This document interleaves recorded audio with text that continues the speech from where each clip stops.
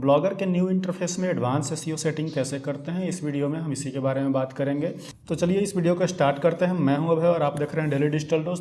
तो ब्लॉगर के advance setting करने के लिए सबसे पहले आपको ब्लॉगर पे जाना है। तो ब्लॉगर पे आपने जो भी वेबसाइट बना रखा होगा उसको सबसे पहले ओपन करना है और फिर उसके लेफ्ट साइड में आप देखोगे तो यहाँ पे सेटिंग का ऑप्शन दिखाई देगा। ठीक है, तो सेटिंग के ऑप्शन को क्लिक करना है और क्लिक करोगे तो आपका जो है वो पूरा वन पेज का पूरा सेटिंग ये जो है वो ओपन हो जाएगा। पहले ऐसा नहीं होता था। पहले क्या होता था कि जैसे आप सेटिंग पे क्लिक करते थे तो इसके नीचे जो है वो सारे ढेर सारे जो है वो ऑप्शंस ओपन हो जाते थे। तो उस ऑप्शंस पे क्लिक करके फिर हमको एक एक करके सेटिंग करना होता था, लेकिन अब ऐसा नहीं है। अब जैसे ही आप सेटिंग पे क्लिक करते हो ये पूरा का पूरा वन पेज ओपन हो जाता है और इस वन पेज में ही आपको सारी सेटिंग करनी होती है। तो अब चलिए सेटिंग फटाफट देख लेते हैं। तो सबसे पहली चीज़ होती है टाइटल। तो टाइटल यहाँ पे आपको जो दिखाई दे रहा है तो इसको जो है वो टाइटल कहाँ से आता है, तो टाइटल जो आप ब्लॉग बनाते समय जो टाइटल अपने ब्लॉग का डालते हो वही टाइटल यहाँ पे शो करता है। आप चाहो तो इस टाइटल को चेंज भी कर सकते हो। जैसे इस पर क्लिक करोगे यहाँ पे ये ओपन हो जाएगा। यहाँ पे आप इसमें कुछ भी चेंजेस करके इसको सेव कर सकते हो, तो ये फिर से जो है वो न्यू टाइटल बन जाएगा। ठीक है, उसके बाद सेकेंड ऑप्शन आता है डिस्क्रिप्शन का।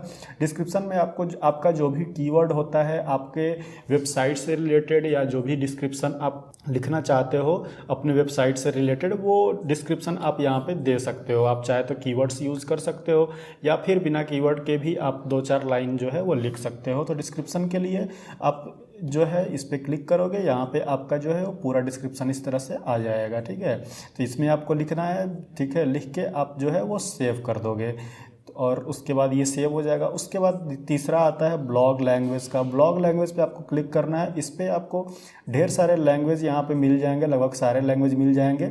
जिस लैंग्वेज में आपको जो ब्लॉग जो है ओपन करना है वो लैंग्वेज आप सेलेक्ट कर लो। जैसे मेरा हिंदी है तो मैंने हिंदी कर लिया है। तो यहाँ पे अगर आपका हिंदी है तो हिंदी आप सेलेक्ट कर लो, इंग्लिश है तो इंग्लिश सेलेक्ट कर लो। ठीक है, अगर आप हिंदी और इंग्लिश दोनों है तो उसके लिए यहाँ पे कोई ऑप्शन नहीं है। आप जो है वो हिंदी या फिर इंग्लिश दोनों में से कोई एक सेलेक्ट कर सकते हो। मैं आपको यही रिकमेंड करूंगा कि किसी एक लैंग्वेज में ही आप ब्लॉग बनाओ, जिससे कि गूगल को समझने में आसानी होगी और रैंक करने में भी आसानी होगी। ठीक है, तो इसको यहाँ पे लैंग्वेज सेलेक्ट करके आपको सेव कर लेना है। उसके बाद आपको अगला ऑप्शन जो है एडल्ट कंटेंट का है। अगर आप कोई एडल्ट कंटेंट नहीं डालते हो तो इसको ऑफ रखना है। ठीक है, और खासकर आपको यही ध्यान रखना है कि कोई भी एडल्ट कंटेंट वाली वेबसाइट ना बनाए। ऐसे वेबसाइट को गूगल एडसेंस भी अप्रूवल नहीं देता है, तो कोई भी ऐसा एडल्ट कंटेंट वाली वेबसाइट नहीं बनाना है। अगर आप ऐसा करते हो तो यहाँ पे आपको ऑन कर देना है ताकि ये वार्निंग शो करेगा हर एक रीडर को। उसके बाद गूगल एनालिटिक्स प्रॉपर्टी आईडी, इसके लिए आपको जो है वो गूगल एनालिटिक्स का मेरा वीडियो आप देख सकते हो, जो वहाँ पे गूगल एनालिटिक्स कैसे ओपन करना है, वहाँ से प्रॉपर्टी आईडी कैसे लेनी है, ये चीज़ मैंने बना रखा है। तो आप उस चीज़ को वहाँ पे ओपन करके चेक कर सकते हो कि आखिर वहाँ से प्रॉपर्टी कैसे ला करके यहाँ पे डालना है। मेरे ये वीडियो आप मेरे चैनल पे जा करके देख सकते हो। उसके बाद जो है अगला है वो फेविकॉन का है।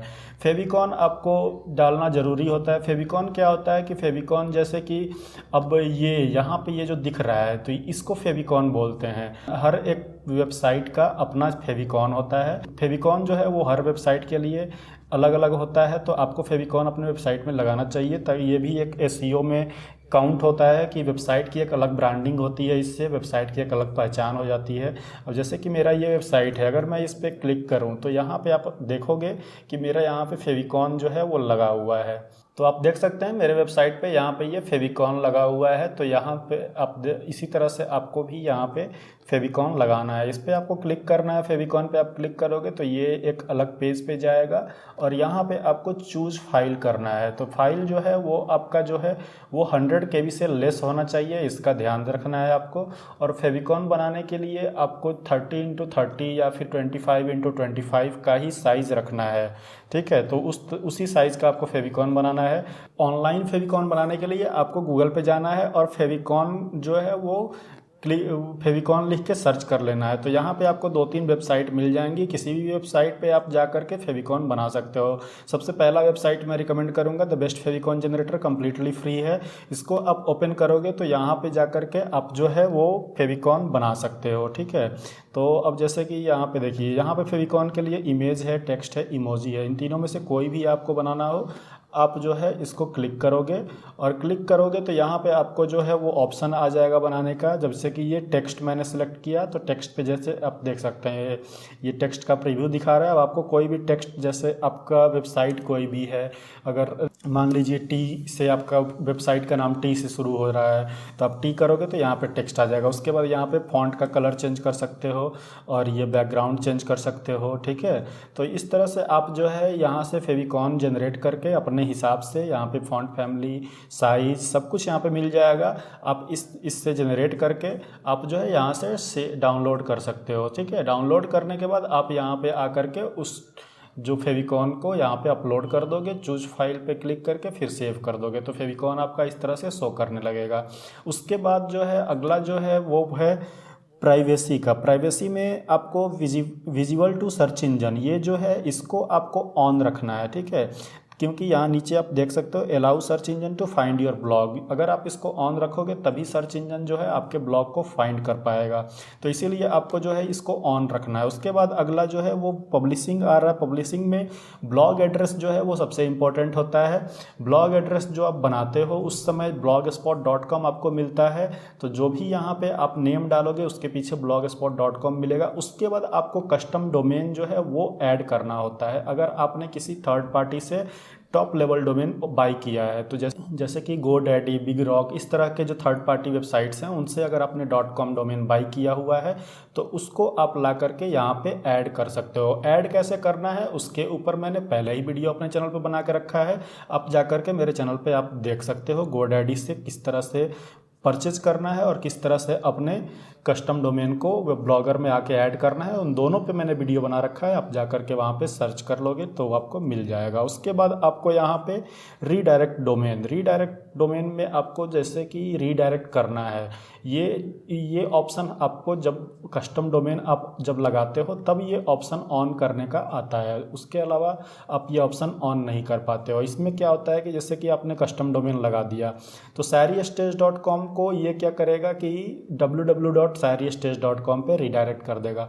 अब होता क्या है कि जैसे कि आपकी वेबसाइट को लोग जानने लगते हैं या फिर लोगों ने आपके वेबसाइट का नाम पता है तो वो डायरेक्ट आपके वेबसाइट का नाम ही लिख के सर्च कर देते हैं। वो www.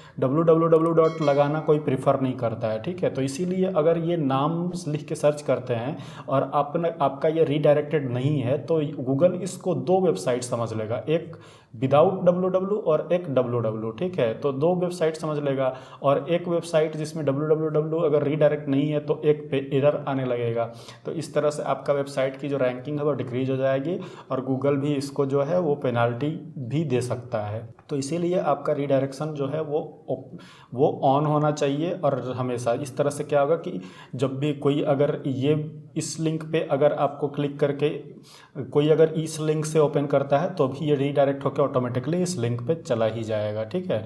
तो इस तरह से आपको इसीलिए इसको यहाँ पे ऑन करना है। उसके अलावा आपको जो भी आप परचेज करोगे वहाँ पे अगर DNS मैनेजमेंट करते हो तो वहाँ पे भी रीडायरेक्शन का ऑप्शन होता है, जिसमें कि आपको जा करके HTTPS और रीडायरेक्शन में जो है वो विदाउट www ये जो ऑन करना वो मैंने GoDaddy में बता रखा है, आप वहाँ से जा करके चेक कर सकते हो। उसके बाद अगला जो है वो HTTPS है। HTTPS का मतलब ये होता है कि आपका वेबसाइट जो है सिक्योर है, ठीक है। उसमें जो है SSL सर्टिफिकेट लगा हुआ है।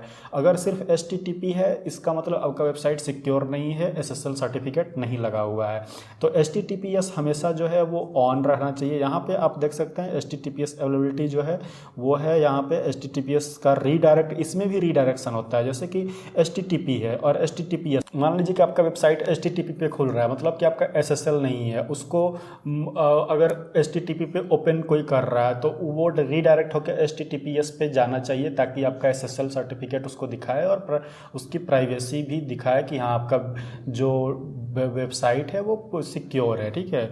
अदरवाइज़ यहाँ पे भी अगर आपका HTTPS पे ओपन नहीं होता है, सिर्फ HTTP पे होता है तो ये भी SEO के लिए एक बैड मैनर माना जाता है। SEO में ये एक निगेटिव साइन होता है, ठीक है। तो इसीलिए आपका कोई भी वेबसाइट उसमें HTTPS ज़रूर होना चाहिए ताकि ये दिखाता है कि आपका SSL सर्टिफिकेट ऑन है और तभी जाकर के आपको जो है गूगल जो है एडसेंस का अप्रूवल भी, तभी जाकर के आपको गूगल एडसेंस का अप्रूवल भी देता है। तो यहाँ पे आप HTTPS ये दोनों रीडायरेक्शन जो है वो ऑन होना चाहिए। तो इसके बाद अगला जो है वो परमिशंस पे चलते हैं। परमिशन में जैसे कि ब्लॉग एडमिन एंड ऑथर है, ठीक है। तो यहाँ पे जो भी ब्लॉग एडमिन है, अगर आप किसी को एडमिन बनाना चाहते हो तो उसके लिए यहाँ पे जो है ऑथर इनवाइट्स में इनवाइट मोर ऑथर, ठीक है। तो इन सब पे क्लिक करके आप इनवाइट कर सकते हो। जैसे कि इनवाइट मोर ऑथर पे हम क्लिक करेंगे तो यहाँ पे देखिए ईमेल टू इनवाइट, तो जिसको भी आप इनवाइट करना चाहते हैं उसका ईमेल यहाँ पे डाल करके सेंड कर देंगे, वो एक्सेप्ट करेगा। तो वो भी आ करके यहाँ पे जो है आपके ब्लॉग में चेंजेस कर सकता है, पोस्ट कर सकता है, ठीक है। तो आप ढेर सारे ऑथर्स को यहाँ पे इनवाइट कर सकते हैं। तो आप देख सकते हैं इस तरह से आपको इनवाइट करना है। उसके बाद यहाँ पे जो है रीडर एक्सेस में पब्लिक रखना है आपको, क्योंकि पब्लिक रहेगा तभी आपका सारा पोस्ट जो है सबके सामने शो करेगा। उसके बाद पोस्ट अगर आपको चूज करना है तो max post shown on main page, तो आप अपने हिसाब से यहाँ चूज कर सकते हो। वैसे ये जो है वो थीम से कंट्रोल होता है, यहाँ से कंट्रोल नहीं होता। यहाँ पे आप 10 पोस्ट आप लगा रखे हो वो अलग बात है, लेकिन जो थीम में जो आप सेलेक्ट करोगे, जो लेआउट में सेलेक्ट करोगे, वही आपको वहाँ पे शो करेगा। तो इससे कोई मतलब नहीं है। उसके बाद यहाँ पे ये पोस्ट टेम्पलेट, इसको ये ऑप्शनल है, इसको छोड़ देना है। इमेज लाइट बॉक्स, इसको आप चाहो तो ऑन रख सकते हो या ऑफ रख सकते हो। इसका मतलब ये है कि अगर आप अपने वेबसाइट पे जाते हो और कोई भी इमेज, इसका मतलब ये है कि अगर आप अपने वेबसाइट पे जाते हो और यहाँ पे जैसे मान लीजिए आपका कोई इमेज है, ठीक है, जैसे कि ये इमेज है, अब इस पर आप क्लिक करोगे तो ये देखिए लाइट बॉक्स का मतलब ये होता है, ठीक है। इस तरह से आपके अब इस पेज पे जितने भी आपका इस पेज पे आपका जितना भी इमेज होगा वो जो है इस तरह से लाइट बॉक्स में ओपन हो जाएगा। अब इसको आकर के यहीं से वो सेलेक्ट करके चेक कर सकता है सारे इमेज, ठीक है। तो उसको सारा इमेज एक जगह पे मिल जाता है। तो अगर आप इसको ऑन करके रखते हो तो अच्छी बात है। उसके बाद आपको नीचे कमेंट सेक्शन में ये अपने हिसाब से आप जो है कमेंट सेक्शन को यूज कर सकते हो। जैसे कि कमेंट मॉडरेशन का मेन होता है कि अगर कोई कमेंट मान लीजिए करता है आपके पे, अपना लिंक छोड़ देता है बैकलिंक बनाने के लिए, तो आप उसको मॉडरेशन अगर आप ऑलवेज ऑन करके रखोगे तो इसका मतलब कि आप जब तक अप्रूवल नहीं दोगे उसका जो लिंक है वो आपके वेबसाइट से बैकलिंक नहीं ले सकता है या आपके वेबसाइट पे उसका कमेंट जो है वो शो नहीं करेगा, ठीक है। तो इसलिए कमेंट मॉडरेशन आप हमेशा ऑन करके रखो, तभी आपके लिए सही है। नहीं तो कोई भी बैड बैकलिंक्स बना करके चला जाएगा कमेंट के थ्रू, तो इस तरह से आपकी वेबसाइट की रैंकिंग जो है वो डिक्रीज हो जाएगी। तो कमेंट मॉडरेशन जो है वो आपका यहाँ पे हमेशा ऑन होना चाहिए, ठीक है। तो ये ऑलवेज पे करके आपको ऑन करके रखना है। उसके बाद लोकेशन से कोई फ़र्क नहीं पड़ता, लोकेशन आप ऑन करो ना करो उससे नहीं मतलब नहीं है। हु कैन कमेंट, तो आप इसको भी सिलेक्ट कर सकते हो। जैसे यूजर विथ गूगल अकाउंट्स, जिसके पास गूगल अकाउंट्स है वही सिर्फ कमेंट कर सकता है। तो हाँ, वो ये सही बात है, क्योंकि उस तरह से ऑथेंटिक लोग आएंगे। या फिर only member of this blog, जो इस ब्लॉग के मेंबर है, या एनीवन पे आप करोगे तो कोई भी आकर के कमेंट करके चला जाएगा। तो इसीलिए आपको जो है एनीवन पे नहीं करना है, सिर्फ गूगल अकाउंट्स वाले को ही करना है, ताकि थोड़ा सा उस पर ट्रस्ट रहेगा, ठीक है। तो उसके बाद आपको नीचे आना है। फिर आपको रीडर कमेंट कैप्चा, अगर कैप्चा आप शो करवाना चाहते हो कि रीडर अगर कमेंट करे तो उससे पहले उसको कैप्चा फिल करना पड़े, तो वो यहाँ पे आप ऑन कर सकते हो। इससे प्राइवेसी थोड़ी बढ़ जाती है, ठीक है। तो वो प्राइवेसी मतलब कि अगर वो लगता है कि हाँ कोई बॉट नहीं, आपको कोई बॉट कमेंट नहीं कर रहा है बैकलिंक बनाने के लिए, बल्कि रियल पर्सन कमेंट कर रहा है। तो इस तरह से आप जो है यहाँ पे ऑन कर सकते हो। ये सब सिक्योरिटी लेवल आपको थोड़ा, ये सब सिक्योरिटी और प्राइवेसी का आपको ध्यान देना जरूरी है, ताकि ब्लॉग पे होता क्या है कि अक्सर होता क्या है कि जो हमारे हेटर्स होते हैं वो क्या करते हैं कि आकर के यहाँ पे बैड बैकलिंक्स बना देते हैं, जिसकी वजह से हमारा जो है वो ब्लॉग जो है वो रैंकिंग में थोड़ा डिक्रीज हो जाता है। तो फिर वैसे तो उसका उपाय है कि आप सारे लिंक्स को सारे लिंक को आप निकाल करके गूगल में आप सबमिट कर दो, तो वो लिंक गूगल हटा देता है। लेकिन उसके लिए अब वही है कि थोड़ा टेडियस प्रोसेस हो जाता है उसके लिए, तो उससे अच्छा है कि आप पहले से अपना प्राइवेसी ले करके रखो। उसके बाद यहाँ पे अगला ऑप्शन जो है वो ईमेल है। तो ईमेल में आपको कुछ खास नहीं करना है, इसमें क्या पोस्ट यूजिंग ईमेल, इसका कोई मतलब ही नहीं है, ठीक है। उसके बाद कमेंट नोटिफिकेशन ईमेल, तो यानी ईमेल आपको हर चीज़ का, अगर आप ईमेल लेना चाहते हो, अगर आपके ईमेल पे हर चीज़ का नोटिफिकेशन आए तो आप इन सबको ऑन कर सकते हो, अदरवाइज कोई इसमें कुछ भी करने की ज़रूरत नहीं है। उसके बाद अगला जो है टाइम जोन जो है ये बहुत ही इंपॉर्टेंट है। टाइम जोन आपको जो है और डेट ये आपको अपने कंट्री के हिसाब से रखना है।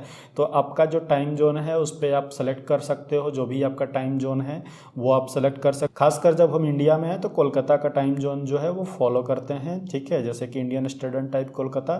तो इसको आप जो को फॉलो करना है और इसी को आपको सेलेक्ट करके यहाँ पे रखना है। उसके बाद डेट हेडर फॉर्मेट, तो यहाँ पे आपका जो भी फॉर्मेट आपको अच्छा लगता है उस फॉर्मेट को आप सेलेक्ट कर लीजिए और उसको सेव कर दीजिए, ठीक है। उसके बाद अगला जो है टाइम स्टैम्प फॉर्मेट, इसको भी आप अपने हिसाब से कर सकते हैं। कमेंट टाइम स्टैम्प फॉर्मेट अपने हिसाब से आप कर सकते हैं, कुछ नहीं करना है इसमें, सिर्फ आपको इस पर क्लिक करना है। ये पूरा फॉर्मेट दिया हुआ है, जो आपको सबसे बेस्ट लगता है वो आप सेलेक्ट करिए और फिर सेव कर दीजिए। उसके बाद मेटा टैग, ये इंपॉर्टेंट है, ठीक है। तो अब मेटा टैग पे हम आते हैं। मेटा टैग में क्या है, सबसे पहले इनेबल सर्च डिस्क्रिप्शन, इसको आपको ऑन करके रखना है। उसके बाद सर्च डिस्क्रिप्शन इंपॉर्टेंट है। सर्च डिस्क्रिप्शन में आपको क्या करना है कि यहाँ पे 150 कैरेक्टर आपको मिलता है, जिसमें कि आपको आपके ब्लॉग के जो मेन कीवर्ड्स हैं वो इसमें इंक्लूड हो सके, ताकि आपका ब्लॉग जो है जब आपका गूगल के में रैंक करेगा या फिर अगर गूगल में कोई भी उसको सर्च करेगा तो आपके लिंक के नीचे जो डिस्क्रिप्शन आएगा वही ये यहाँ पे जो आप लिखोगे वही आएगा, ठीक है, जिसको कि हम सर्च डिस्क्रिप्शन बोलते हैं, ठीक है। तो इसीलिए आपको ये डिस्क्रिप्शन बहुत ही सोच समझ के इंटरेस्टिंग और ऐसा रखना है ताकि लोग अगर आए तो इसको क्लिक करें। और यहाँ पे आपका कीवर्ड होना चाहिए, क्योंकि ये रैंकिंग करने में काफ़ी इम्पोर्टेंट होता है, ठीक है। रैंक जो इसमें जो आप कीवर्ड लगाते हो उसकी वजह से आपका जो ब्लॉग है वो रैंक होता है, ठीक है। तो इसलिए आपको यहाँ पे बहुत ही सोच समझ के और यहाँ पे कीवर्ड रिसर्च करके आपको यहाँ पे डालना है। उसके बाद सेव कर देना है, ठीक है। तो ये सर्च डिस्क्रिप्शन सेव हो जाएगा। उसके बाद आपको एरर एंड रीडायरेक्ट्स, एरर और रीडायरेक्ट्स का मतलब ये है कि अगर आपने कोई भी ब्लॉग या कोई भी पोस्ट जो है उसको डिलीट कर दिया है, तो होता क्या है कि अगर वो गूगल में इंडेक्स हो चुका है या रैंक हो चुका है और आपने उसको डिलीट कर दिया है, तो उस वैसे स्थिति में अगर कोई उस पोस्ट पे पहुंचता है, उस यूआरएल पे पहुंचता है सर्च करके, तो अगर क्लिक करता है तो वो 404 का एरर आता है, ठीक है। तो उस एरर को ठीक करने के लिए ये ऑप्शन है। आपको क्या करना है कि उस यूआरएल को कॉपी कर लेना है और यहाँ पे आकर के रीडायरेक्ट कर देना है, ठीक है। कस्टम 404 यहाँ पे दिया हुआ है, ठीक है। तो यहाँ पे आप उसका यूआरएल डाल दोगे, ठीक है। यहाँ पे आप उसका यूआरएल डाल के सेव कर सकते हो, या फिर कस्टम रीडायरेक्ट करना है तो रीडायरेक्ट करने के लिए भी यहाँ पे आप जो है ऐड पे क्लिक करोगे तो यहाँ पे फ्रॉम और टू, ठीक है। तो कहाँ से कहाँ करना है, ठीक है। तो यहाँ पे पहले का यूआरएल जो आपका एरर आ रहा है उसका यूआरएल यहाँ पे डालना है, और जो जिस पे आपको रीडायरेक्ट करना है या होम पेज पे करना है तो उसका यूआरएल यहाँ पे डालना है। और उसके बाद यहाँ पे परमानेंट अगर करना है तो परमानेंट पे करके ओके कर दीजिए। अब तो ऐसा कर देने से होता क्या है कि आपका जो कस्टम रीडायरेक्ट हो जाता है और यूआरएल पे 404 एरर नहीं आएगा। अगर वो कोई भी उस पे लैंड करता है उस यूआरएल पे तो वो आपके होम पेज पे आ जाएगा। तो इस तरह से ये जो है पॉजिटिव साइन है एसईओ के लिए, और एडवांस एसईओ में इसको काउंट करते हैं। उसके बाद क्रॉलिंग एंड इंडेक्सिंग, इस पर मैंने ऑलरेडी वीडियो बना चुका हूँ और आप जो है उस वीडियो को देख सकते हैं। यहाँ पे मैं थोड़ा सा आपको बता देता हूँ, जैसे कि इनेबल कस्टम रोबोट्स .txt ये ऑन होना चाहिए।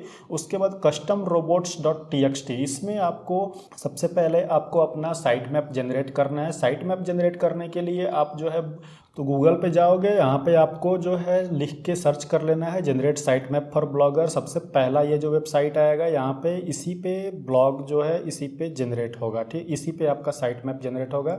तो इसको आपको क्लिक कर लेना है, ये जो है ओपन हो जाएगा। ओपन होने के बाद यहाँ पे आप देखोगे कि नीचे यहाँ पे साइट मैप जनरेट करने का ऑप्शन यहाँ पे आ रहा है, ठीक है। तो यहाँ पे आपको अपने ब्लॉगर का जो यूआरएल है उसको जो है कॉपी पेस्ट कर देना है और फिर जनरेट साइट मैप कर देना है। तो ये क्या करेगा कि साइट मैप देखिए यहाँ पे जनरेट कर दिया। अब आपको यहाँ पे यहाँ से इसको पूरा ये कॉपी कर लेना है और कॉपी करके फिर आपको यहाँ पे आकर के इसमें पेस्ट कर देना है, ठीक है। ये आप देख सकते हैं यहाँ पे मैंने ऑलरेडी पेस्ट करके रखा हुआ है साइट मैप का।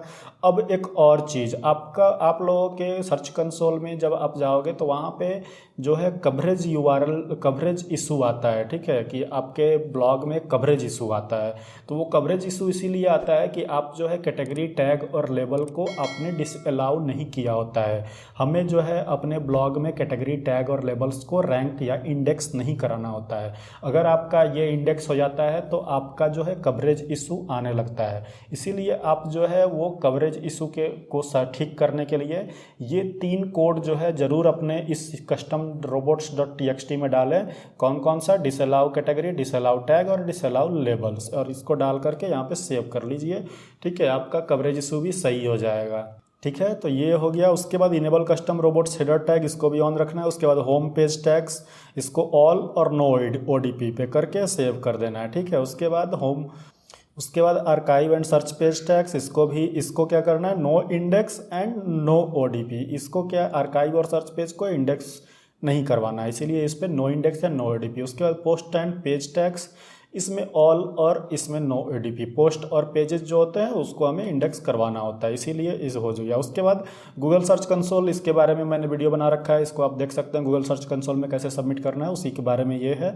उसके बाद अगला जो है वो है मोनेटाइजेशन। मोनेटाइजेशन में जैसे कि आपका अगर मोनेटाइजेशन हो चुका है, आपका ब्लॉग आपको गूगल एडसेंस का अप्रूवल हो चुका है, आपका मिल गया है, तो यहाँ पे इनेबल कस्टम एड्स.txt आपको कर लेना है। और उसके बाद कस्टम एड्स.txt का एक फाइल मिलता है जिसमें एक कोड होती है, ये वाला कोड जो मैंने डाल के रखा है, ऐसा एक कोड आपको भी मिलता है।